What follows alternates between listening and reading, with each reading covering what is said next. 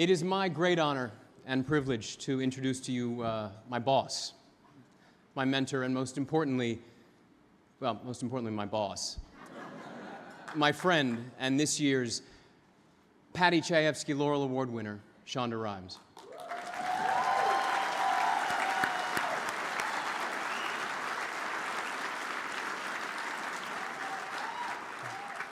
I first heard the name Shonda Rhimes in 2004, almost 7 years before I ever met her.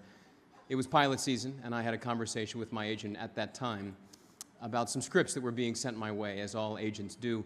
She briefly summarized each project: story, cast attachments, writer, their previous credits, and likelihood of said project making it to series. One of those scripts was a medical show with a female protagonist narrated by and titled after said female protagonist, written by a writer that my then agent didn't know much about and deemed a long shot to ever make it to series. Now, although an actor looking for a job, I had a bit of heat behind me. I was coming off a critically acclaimed 124th ranked show on the 6th ranked network, having played the third lead in a 4-person ensemble.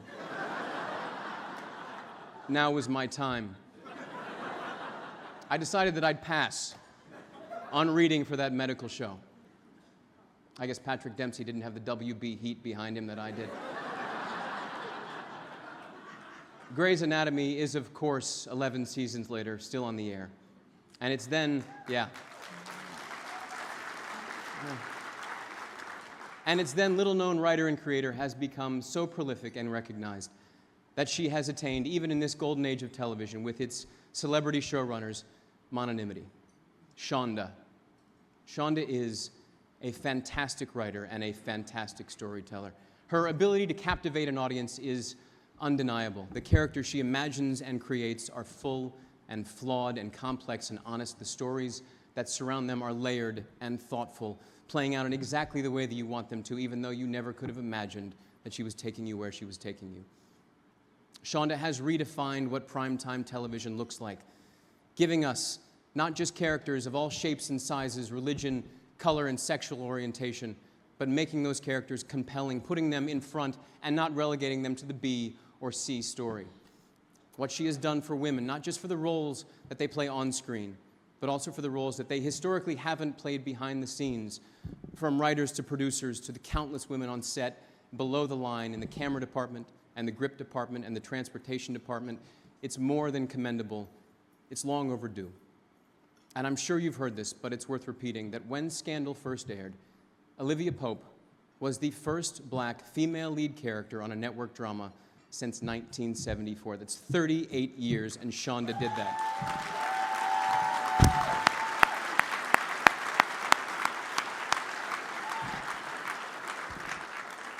In doing so, and in doing so successfully, she has paved the way for countless others and opened the eyes of those whose job it is to decide what we see on our televisions.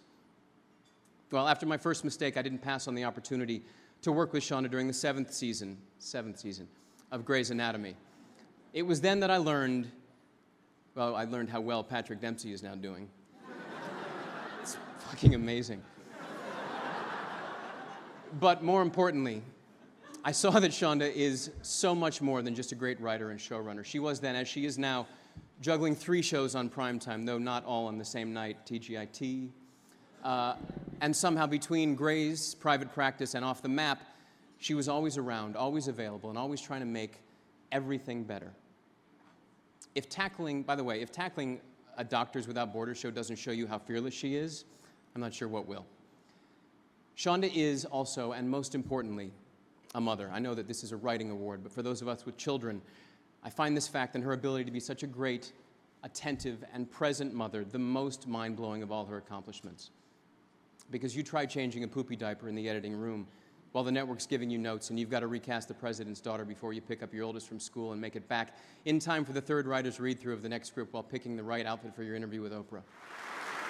The WGA Paddy Chayefsky Laurel Award for Television Writing Achievement is given to that member of the Guild who has made outstanding contributions to the profession of the television writer.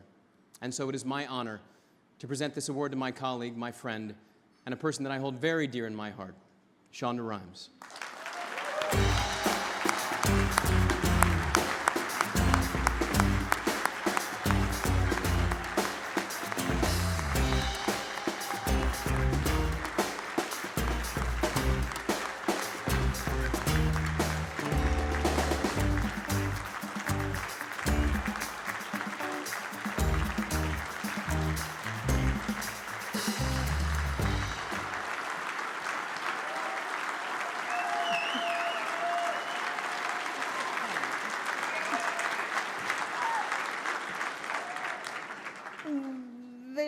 worried that you guys giving me a Lifetime Achievement Award is your very nice, very polite way of asking me to stop.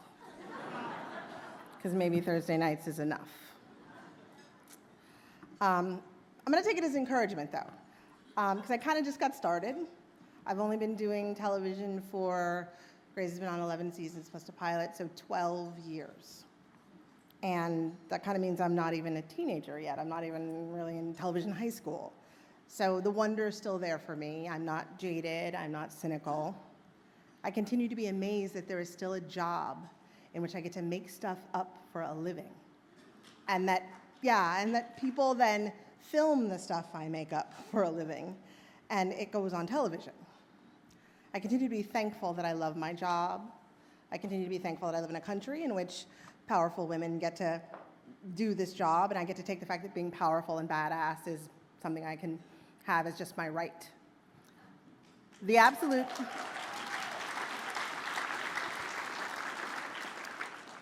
best part of creating shows and producing shows for me is really the other writers, the writing staffs, the community of writers that get formed when a show comes to life, the very dark and twisty writers' rooms that we have. The talent, the words, the ideas, the writings. On Grey's, the new and the old writers are people that I'm very sure that someday I'm going to be begging for jobs. And on Scandal, there's like this some kind of crazy murderer's row of writers that's happening where like every writer I have is an all-star. And How to Get Away with Murder, it's all Pete Nowak. Like he does everything and none of it's me, and I just get to be like this proud mama who sits back and hopefully one day just collects checks, Pete. The writers are the best. They make me look good. And I always say that any writer who tells you that like it's just all them is either lying or they're very much a word I won't say because my daughter is here, but you guys all know what that word is. Nobody does it by themselves. And for me, I just want to say to all of my writers who are over there at table 47, at least some of them, thank you.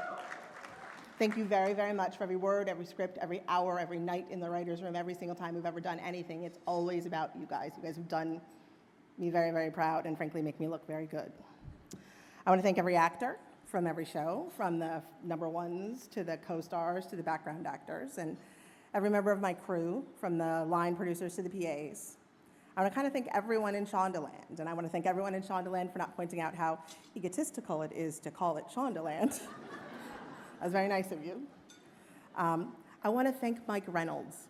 Mike Reynolds is my Teamster. He drives me everywhere I go. I love the Teamsters. I want to thank the Teamsters. I want to thank my assistants, Abby, Aaron, and Lindsay, for not killing me.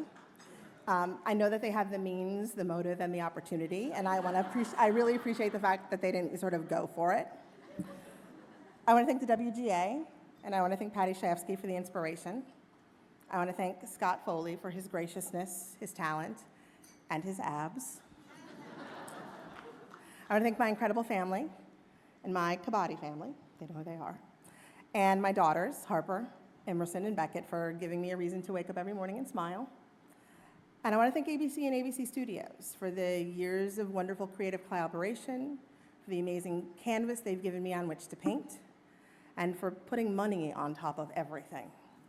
It makes them feel very pretty and smart. And I want to thank all of you, because this is crazy. I never really thought that the fact that I think that the world outside should look like, the world inside of television should look like the world outside would be something special. And it feels sort of crazy to me that other people do. The idea that we should normalize television and make it look like the world you see when you go to the grocery store shouldn't be revolutionary. And the fact that it is still that way, that we are still sort of dragging television into a place that it should have been at least 40 years ago, is a problem and is sad, but we're getting there. So, one day. Thank you.